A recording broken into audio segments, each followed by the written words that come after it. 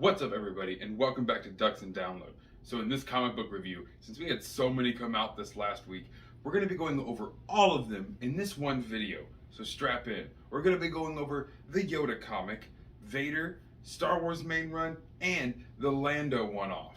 To start things off, we're going to be going with Yoda, issue number 7. We're away from the training of younglings and we're back into the Clone Wars era. But before we get too far into that, Yoda is of course back on Dagobah, being haunted by this voice. Could it be the spirit or the entity that lives in that root system underneath that great tree? Or is it the ghost of one of Yoda's past students come to haunt him in the dark side residual of Dagobah? Or perhaps Qui-Gon trying to speak to him through the Force? This voice is haunting Yoda about the darkness that is rising throughout the entire galaxy. Yoda speaks about how he understands and knows this darkness. He knows of the Empire, the Emperor, and Vader. But sadly, he feels that he can do nothing against it, especially not by himself, as it has become too strong and too powerful. It cuts out from there, and years earlier, we're now on the Ring of Kafrene. There, we get to see something that I think is absolutely stellar. In the Clone Wars era, we're seeing Yoda do some espionage. I knew immediately who it was when I saw those hands poking out of that robe. Stood atop one of his own astromech droids, Yoda is getting information from a local ne'er-do-well or ruffian by paying him a simple amount of credits for information on something happening, some separatist intel. Seeing Yoda undercover was something I never thought we would get to see, and this comic really blindsided me with it, and I love it. Yoda will speak with a very hesitant, as normal, Jedi Council about this ultimate separatist weapon that he now has intel on. Well, of course, the Council is very hesitant about this, but will finally allow him to go on his way, and he brings along with him a young Anakin Skywalker. Now to Inthenium, where Yoda and Anakin are going to infiltrate a massive separatist ship. Anakin going with the troopers, and Yoda going on his own, being small enough to fit into very tiny ports and ventilation systems. It is from one of those ventilation systems that Yoda will overhear General Grievous is not only below him, but talking about an ultimate weapon and plans. Seeing Grievous there, Yoda springs to action when the coast is clear, running to quickly download the plans. That is of course when General Grievous comes back, and we get to know that the raspy voice plays from behind Yoda. He turns around, they have a quick little back and forth, and then they begin one of the most epic fights I've seen in a very long time, especially in comics. An absolutely crazy battle between Grievous and Yoda. Yoda even throws shade hard at Grievous during this, talking about how Dooku may have taught him how to fight like a Jedi, but he did not teach him how to even hold the lightsaber or respect the weapon, taking it from Grievous when he's making his escape. This is where things will wrap up as Yoda re-meets up with Anakin, and they finally are able to get together and escape, fleeing back into Republic space, going back to the Jedi and the Republic to speak to them about what they've now found. Operation Titan. Mega kill droids, ready, another army to be produced for the Separatists to wipe out the Republic. And that's where that one ends for this week, and I can't wait to see where the next one's going to pick up. Now, let's go on to this amazing one-shot from Lando. This is going to take place between Empire Strikes Back to Return of the Jedi. Just like we see with all the normal comics, they're going into the Return of the Jedi prequel time period, which I can't wait to see with Luke getting his lightsaber and things like that. But we'll talk about that in the next comic. This Lando comic is such a fun read, and the art is gorgeous. This variant cover was the main reason I was able to willingly break up my connected cover variants that I had from Jabba's Palace and Ewoks. Where this one takes place though, where Lando's trying to get some intel from an old friend, as always people who owe money or owed money to Lando at one point in time, or of course Lando owes them money. Trying to save Han, getting intel, trying to figure out what's going on with Jabba's Palace and how to get within it, and how the guard scheduling kind of works, you know, just basic intel.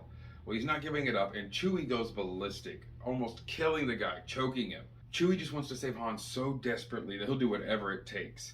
Now, of course, this ruins this first meeting, and Lando can't get the information that he wants without now doubling the price since the attack from the Wookiee, which you would think would make someone want to just deal with Chewbacca on a nicer way, because he'll rip your arms right off. But they digress and are able to then leave, going to what he believes is another source for either the money or the intel itself. There they meet Elosin, who is apparently either an old flame of Han and Lando, or just one of them. But either way, they speak on her behalf to try and get her to help with Han and to save him, to give him the credits or the intel just to get to Jabba's palace and bring back their friend who is on the verge of being lost forever. Well, this old friend doesn't want to help. As most people that are smugglers, they don't end in great terms, and she has no reason to want to help Lando and Han. Lando begins to talk about maybe having one final game, in which he kindly responds that, well, she doesn't need anything from Lando and doubts he has the money to pay anyway. That is when Chewbacca puts himself up as the ante. That's right, Chewbacca will become a more or less indentured servant to Elosin if Lando fails this hand. Well, while they're playing, this is when things go crazy as the Empire interrupts with the previous person they were trying to get from Intel and bringing the Empire with him to reveal Lando and Chewie. There's a huge firefight, and Lando and Chewie get to just bash bucket heads until Elosin is almost captured, but isn't saved by the quick thinking of Lando. He gets thrown into a pit of monsters. Lando just goes down and starts laying haymakers. It's an amazing comic that really puts a fun spin on the early friendship between Lando and Chewie. Or should I say, Lando fixing his friendship with Chewie. After everyone is saved and on their way, Elosin then sends Jabba's palace's plans to Lando. It was an absolutely stellar comic, and I love these little holes being filled in the in-between times between movies.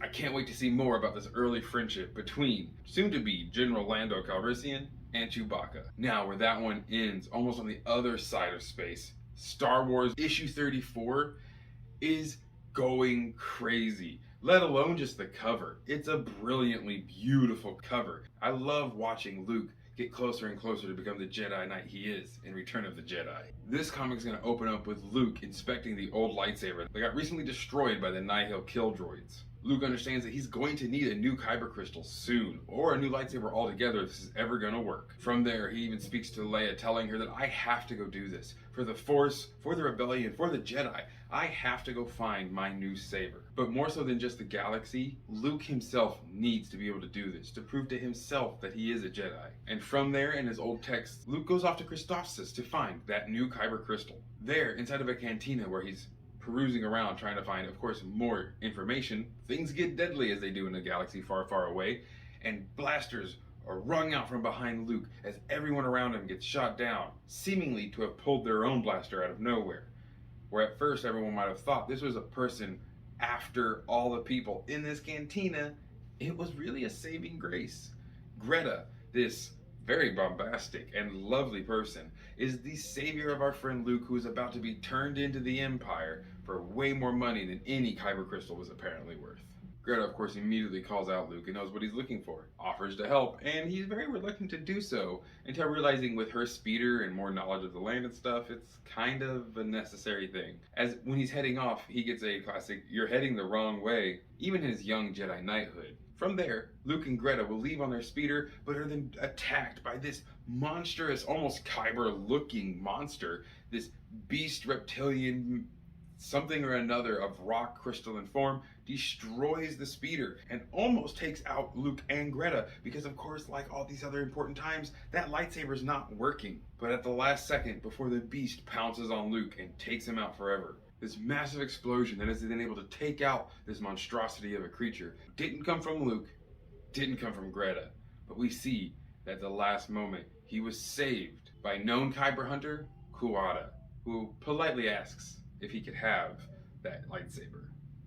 I'm excited to see where this one goes, and maybe there'll be a fight between Kuwata and Luke. This could really be a crazy next set of stories, which, again, I don't know if Luke's going to completely lose this kyber crystal or what, but he's got to get his green one eventually. But now, from the optimism of Luke Skywalker, we're going to get to the crushing hatred and anger of Anakin, Darth Vader. Saving the best for last, in my opinion, guys. Not only a gorgeous variant cover, but an all-around amazing story so far with so much emotion and so much raw power that it's just blown me away, cover after cover and panel after panel. Well, the Force has returned in tenfold, and it wasn't just what Sabe said or Vader's anger that held him crushing the entire ship around him.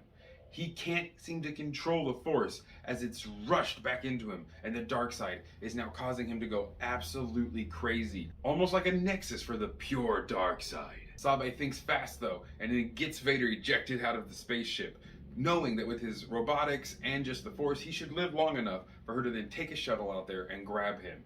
But that's not even enough there. Getting launched out of the ship, Vader grabs it and pulls it with him, just destroying a huge section of it. When Sabe is able to grab him and pull him into the shuttle, the Lambda-class shuttle begins to literally disintegrate around them as he cannot control himself. They crash land, she tries to save him, but it doesn't work as they land directly into water. And she wakes up on a beach. Vader had saved Sabe and seems to have exiled himself in the center of this small island they landed near. As she approaches, she sees that every single tree on approach is flattened, ripped, torn, and shredded. And she sees Vader standing in this epicenter of the Force, destroying everything around him by simply existing. Even Palpatine knows now that this is a lesson that, again, Vader is learning, as repeated multiple times throughout this entire comic. Anger leads to hate. Hate leads to suffering. But then mimicked in the dark side, hate leads to power. And all of these things are thriving and thrashing around in the emotions of Anakin Skywalker, as the dark side and the light side fight everything within him. As of course, like in most of these cases, when the Force is so strong within him, he is focusing on the past and using that to turn that pain into power to either focus himself or regain his control over the Force. Sabe is constantly trying to help, but doesn't understand how to.